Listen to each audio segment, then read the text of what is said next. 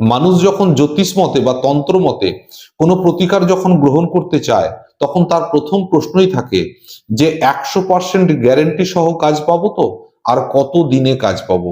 আমি একটা কথা আপনাদেরকে বলে রাখি, জ্যোতিষ বা তন্ত্র কোনোটাই কিন্তু আপনার ভাগ্যকে বদলাতে পারে না। কি করতে পারে?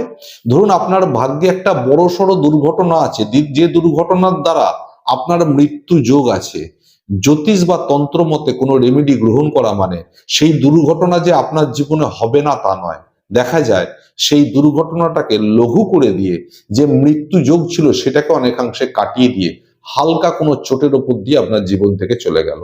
আবার দেখা যায় আপনার এই মুহূর্তে চরম আর্থিক কষ্টের সময় আসছে, আপনি কোনো রকম রেমেডি নিয়েছেন, কোনো প্রতিকার গ্রহণ করেছেন, সেই জায়গায় সেই সম্ভাবনাটাকেও লঘু করে দিয়ে অতটা অর্থ কষ্টের সম্মুখীন আপনাকে হতে হবে না।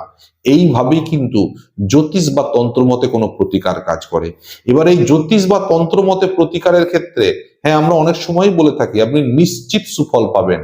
সুফল কখন পাবেন জানেন?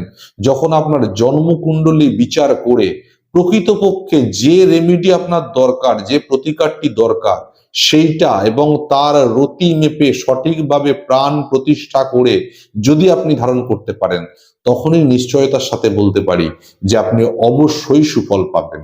আর আমরা কি করি, আন্দাজে যদি কোনো, বিশেষ করে কোনো রত্ন যদি আন্দাজে আপনারা ধারণ করেন, সেটা কিন্তু একদমই অনুচিত।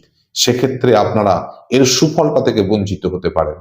তাই আমি সবসময় বলে থাকি, যখন এত টাকা খরচা করছেন তখন সামান্য একটা জন্ম কুণ্ডলী আগে বিচার করিয়ে নিন, সঠিকভাবে আপনার তথ্য বা আপনার ভবিষ্যতের প্রেডিকশন গুলো বুঝে নিন, তারপর আপনি তার প্রতিকার গ্রহণ করুন। দেখুন জ্যোতিষের কত ক্ষমতা বা তন্ত্রের কত ক্ষমতা, সুফল নিশ্চিতভাবে পাবেন।